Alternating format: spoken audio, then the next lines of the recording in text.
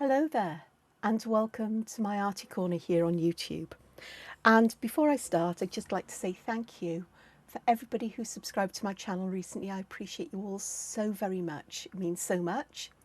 If you're new here and you're very recently subscribed, thank you so much, especially for that. And for my older subscribers, thanks for sticking with me.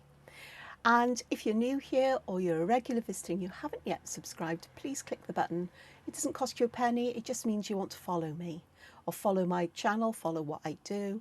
You don't have, you're not obliged to watch any videos or do anything, but I'd appreciate if anybody could give thumbs up for videos, because, not because I need the adulation, far from it, but it tells YouTube that my videos are being liked and it starts to share it with increasingly more people who might be interested and will find my videos of use.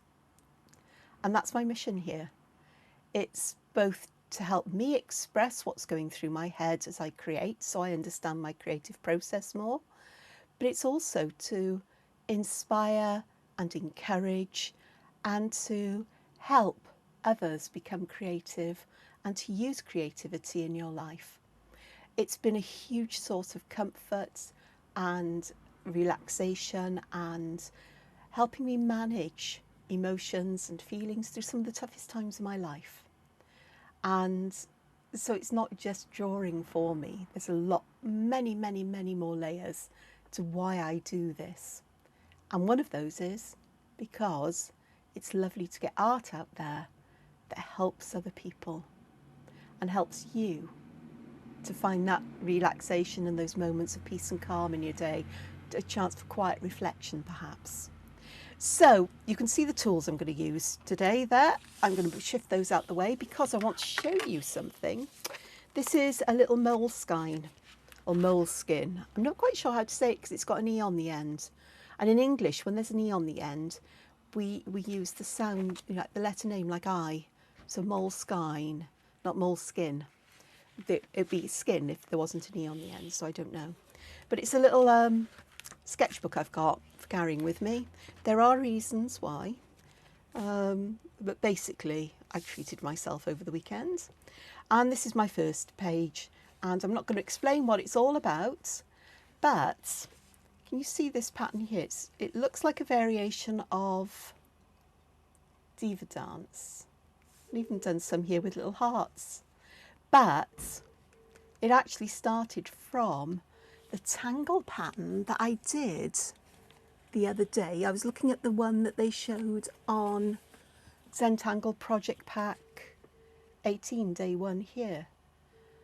And I, instead of applying it into a rigid space, I sort of like started drawing it there.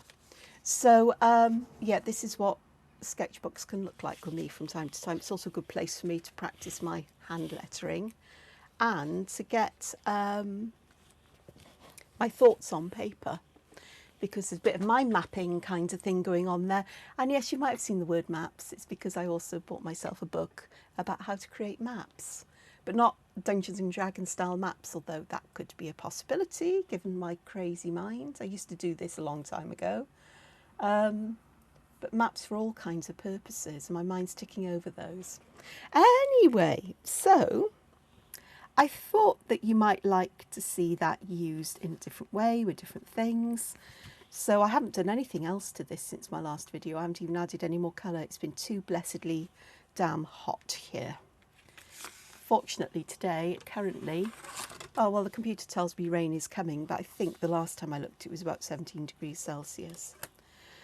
So I do draw inspiration quite often from Zentangle, but I wouldn't say I was a great Zentangler, and I'm certainly not a certified Zentangle teacher, a CZT,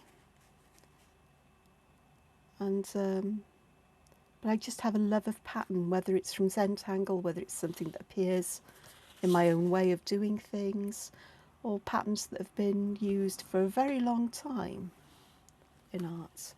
So I've just used a ruler, well, a set square really with a protractor in it, to give myself some border lines, because I do like border lines on my art. This eraser is one I found the other day, and I thought I've got to try this. It's called a dust catch eraser, and apparently the bits that you rub off remain stuck to the eraser, so you don't get eraser dust. So this is the first time I've used it. I just literally unwrapped the end just before I started filming, and you know what? There's no dust. There's some little bits, but but they're bits that are big enough that you can easily clean them up, and they do stick to the end of the eraser. Fantastic. Okay, so before I can do the freestyle thingy, I am going to draw some other things in here, and I've got a need to draw some flowers, I think, some florally things. So, let's make them up on the fly. I'm not going to check on my book. So with me, flowers often start with that. Well, I say they often, they always do somehow. Never drawn a flower starting from the outside and working in. It's always from the inside working out. So I'm just going to pop some concentric circles. I'm using an 03 fine liner. This is 4 inches by 4 inches, which is 10 centimetres by 10 centimetres, and it's actually a piece of Ohuhu marker paper, which I've cut down. In fact, I got 4 out of an 8 by 8 sheet. No surprise. Well, I think it's 8 1/8 or something like that. It's not exactly 8 inches, but it's fine. Right, okay. So we need some kind of petals here. I think I know what I'm going to do.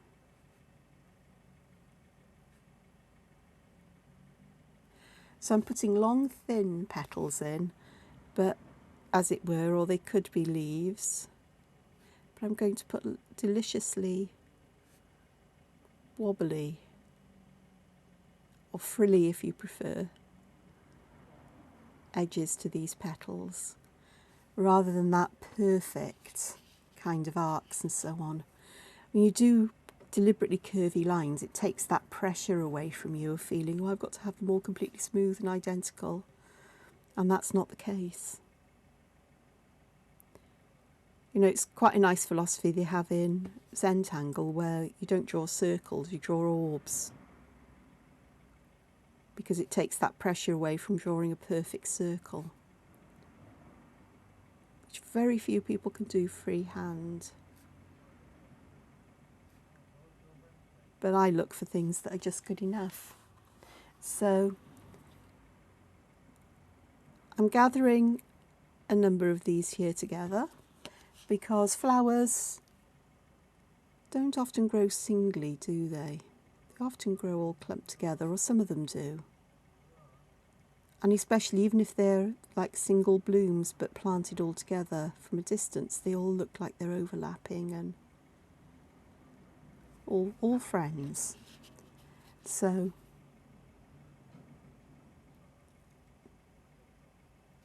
and should I add colour to this? Notice I said should I. There's no guarantee I'm going to. I can actually use different colours for each bloom as well, because I like to do that. I don't know whether I will, mind you. But also it depends on how you add the colour. You could use the same sort of like colour scheme, but use fade from one colour to another, from the outside in or inside out, whichever way you prefer to do it. So you help to break these up in some way. I think I just want another one here. I'm not actually keeping count. So if you're familiar with me, then you've heard this before. But if you're not familiar with my channel particularly, or the way I think, is that I will often put odd numbers of things together because it feels a better arrangement. It feels, I don't know, it just feels right. And I can't explain why it feels right, it just does. I know somebody did mention in a comment that our brain seems to like odd numbers. Well, I kind of knew that, but they gave another explanation for it, and I can't remember what that was now. But that works quite nicely. And it's quite, you know, I've got one on the top and that's fine. And the others are all increasingly behind each other. But it's fine, it'll work. You know, it almost lends itself to starting with a very pale colour here and getting darker and darker for each layer, as it were. That would work. You know, so there's ways and means of doing things. I can't leave flowers without some kind of leaf. So I'm just going to pop some very simple leaves in here.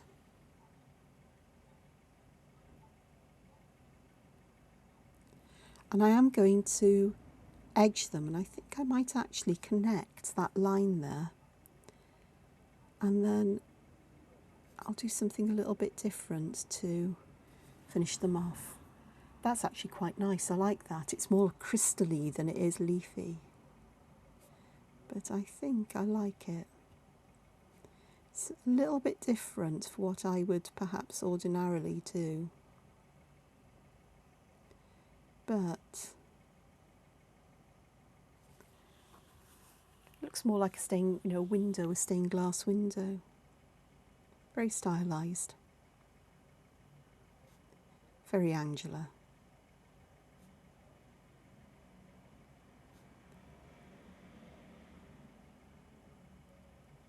So I'm just trying slightly different shapes of that V out. It's very subtle.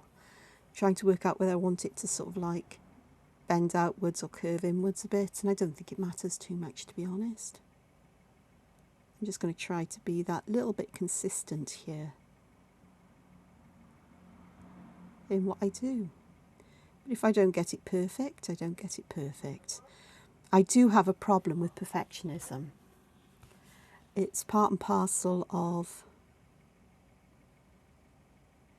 complex post-traumatic stress disorder, of trauma I've experienced through my life, various kinds, but all very similar. And trying to be perfect to gain some kind of praise or recognition is a pattern that has been set up. And with me, it can become so intense that I'll be so scared of even trying something that I won't actually start. It's called perfectionism paralysis, or perfectionist paralysis. And I only found out about that the other day, and I thought, oh my gosh, that is so me. But I'm doing my best to overcome it. In fact, this is why I will procrastinate about colouring book projects and others, because I fear that whatever I do won't be perfect or won't be good enough. And it takes so long. It's like with things like this. Sometimes I don't know what to do, and I fear what I'm doing in case it's not good enough. But with YouTube, the whole point of me being here is to model to you ways of thinking to overcome things like that. Yet it's so hard for me to do it myself, but it is hard. But it's about persevering, and it really does help if you've got a cheerleader, somebody who can lead you along and encourage you and give you positive feedback, even if you think something is awful, and it may be. But if you've got a cheerleader, they'll go, actually, I can see what that's like. I can see that what you've done here is absolutely beautiful. Just try it again, don't give up. And, you know, but very few things are truly awful, honestly. Okay, so I've got some interesting gaps around here. I've got some interesting leaves. I think I will just pop a couple more flowers in, just to help with this very flowery centre. I hadn't intended to do so many flowers and so on. But my aim really, I think, is to try to separate regions out in some, in some places, just to get smaller sections for this, the variation on that fragment that we saw in, if you watched, in the Zentangle Project Pact 18. It's interesting because they're using vellum to draw on there. This is something I've used on and off for years. And it's translucent, so it's partly see-through. And I discovered vellum when I was looking into Pergamano, which is parchment craft. And I've used it, oh, excuse me, I've used it to draw on, but also you emboss on it with an embossing tool. So I may show you that, actually, if you're interested in seeing that, a different way of working with vellum than pen and so on, let me know, and I'll dig some supplies out and I'll show you. I'm sure I've done a video before where I've done something like this, but by embossing on it you create white lines and they are raised, and the vellum does warp a bit, but you just shove it underneath something heavy for a while and it sort of flattens itself out. And but the usual way of adding colour to parchment craft is to add the colour on the back and make use of that translucency.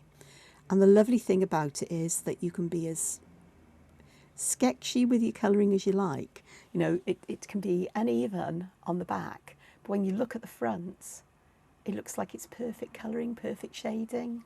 It's sort of like it softens everything, you know, like a soft focus filter will on a photograph or a video or whatever. So there we are. So I've got some interesting areas here to fill in. So this is very awkward. This looks very awkward here. So I think I may, a couple of options I can do. I can put another leaf in, which I think I might do, because that may actually work quite nicely here. Ah, it does. I'm not averse to having a fair number of leaves. So that looks okay. All right. So, if I remember rightly, what I did was I chose somewhere, well, it actually happened by accident, but I chose somewhere where I started filling in with some lines like this, which I often do because I use a variation of crescent moon quite often. Excuse me while I have some tea.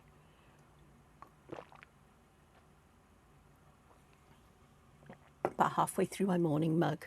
My mug is a pint, 500 millilitres in size. I drink lots of tea.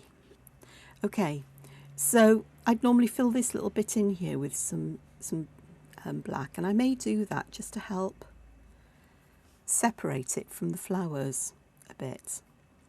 Just give it that little bit of a break.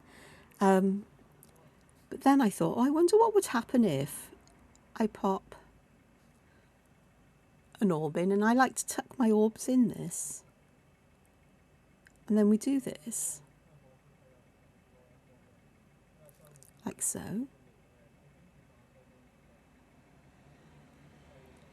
and then we'll start to draw some lines above it, and I'm putting a fair number in there, and then I thought, oh, let's put some more of these in. Let's not just leave it at one like in the fragment, but let's see what happens.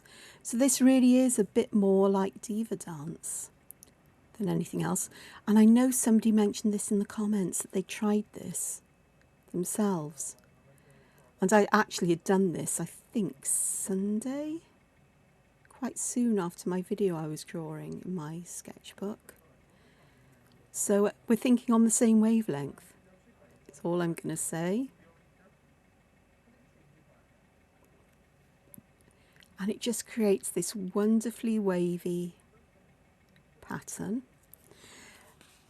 that has these little pearls in, or shapes, these orbs.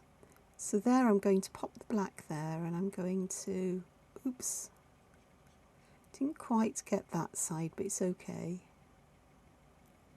Like so, and just fill this corner in. That, and perhaps there just a bit. And then over here, I'm going to pop another one in. You can put as much or as little of the orb sort of poking out as you like. There's no hard and fast rules here. I don't like these ends just left like that here, so I'm going back and I'm just curling them back in on themselves so they connect there, and I can just add that little bit in the corner. That feels better. There we are. I knew there was something wrong then. I couldn't work out what was wrong. So for my other lines here, I'm going to start by doing that. I'm going to put another little orb in here because I know I can fill this up like so. And that is very much a contrasting pattern with the delicacy of the flowers. And I actually quite like that. It's almost like you've got like a special kind of soil, or sort of like something on the top of your pot. If you're looking down on a pot full of flowers and there's something filling that pot that is interesting. I really like that. So I'm going to carry on and do some of the others. So you just pick a spot and you just start working out. And I'm going to put that black at the bottom because I just feel it starts that this extra darkness off quite nicely. Now for this one over here, I'm going to change this just a little, and I'm going to pop almost like a little heart is tucked in there. And for this, you still need to create these lines that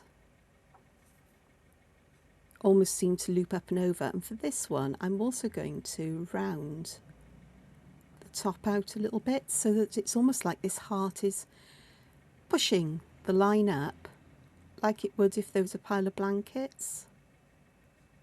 I think on the Zentangle they described it like the pea under the mattress, the princess and the pea, which sort of makes sense. And then you get this lovely little, almost like you're peeking into this, into beneath these layers.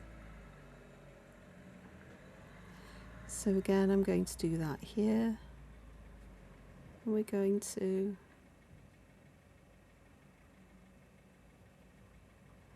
fill this in. And then use that again to lift some of these blankets up. I'm not doing a very good job of keeping my aura, to use a Zentangle term, quite right. But it works out in the end, which is all that really matters, isn't it? Okay. I would like another one or two perhaps on this loop. Or this, I say loop, it's not really a loop, is it?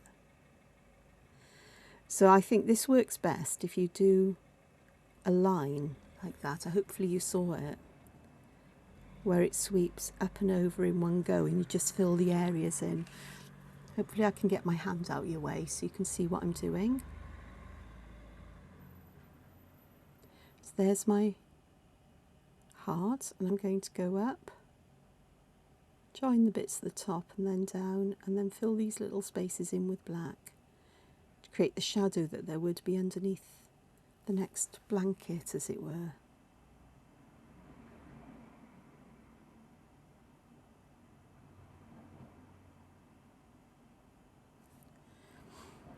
Now I've got, I'm having to work from the edge here and up and around here. So for now, this little section here is going to be filled in just with these lines, I think, because I haven't really got enough space to fit another heart in, but I'm okay with that. And I've got these little bits that are sort of bent downwards. I could fill them in to bring it up to the pencil edge, but I'm not going to. I'm going to leave it exactly as it is. And I'm going to go around here. these lines just to fill this in until I get to that leaf, and that's fine. So we've got circles and we've got hearts, and I like them both. Don't know what you think, but I do like them both. Here I've decided that I want to draw a leaf in the corner because I can, but also because it sort of will balance out over here, I think. So don't ever be afraid to go back and to add things in. I just realised I didn't put that line in there. This is fun when you do split these up because it really does suggest that you can use different shades, different tones, and get that dimensionality going. Okay, so I've got 3 areas really to make use of with this. I do think I might want to pop another leaf just here.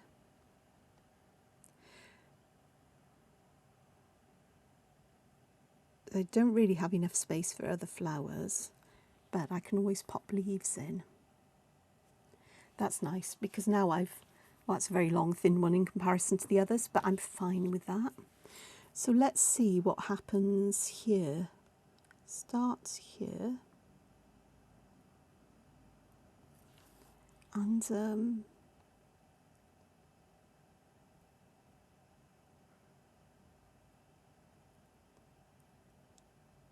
just start to, I think I'll only get the one in here, to be honest. And then I'll just move that way. And then perhaps here it would go down and we'll have this one going up here. And let's have a look. Perhaps I'll have a little orby thing here just to start changing this. I haven't really got the space there to put another one in. What I'm going to do here, can you see I'm almost imagining that this will connect there, and then I'm going to pop another one of these in here, just a little one, and then I can just finish that off quite nicely like that, which carries the pattern along. I do need some other hearts. I'm going to put some hearts up here, most probably the heart ones over here, but it doesn't really matter which way you have these lines curving, I don't think. It's whichever works best for the space you're working in. So I've got these ones here just to show that instead of bending outwards this way, they're going the other way. And it will work just the same.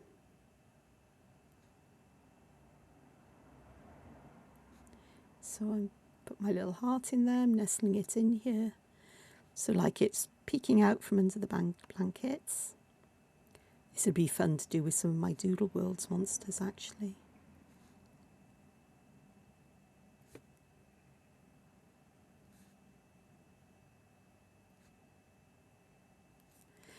So here I'm going to have this one going like this here, and I will fill these in with little lines and that little bit then just with some black. And then I can just pop in another heart shape here, which will suggest that this is all part of the same pattern, especially when these lines begin to stack up on each other, like so.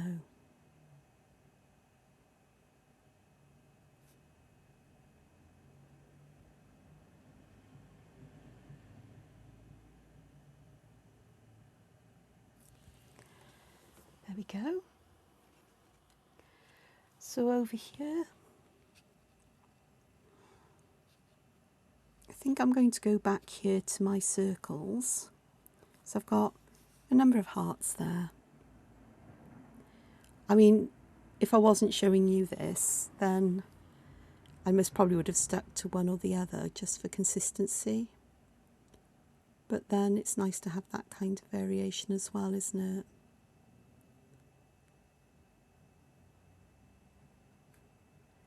So that one really begin there.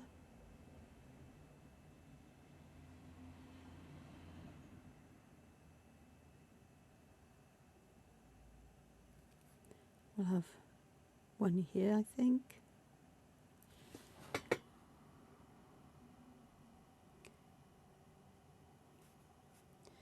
I'll definitely want one here over here, and I'm going to make that a nice big one.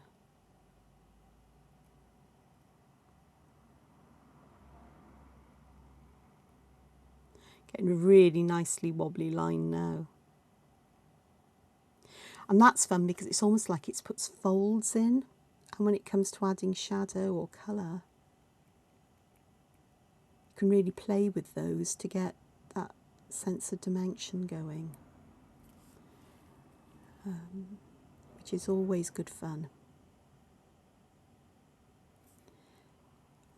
I say dimension, I mean I call it volume more often than dimension, because it feels that it's not flat, there's volume to it. Scientist, I guess.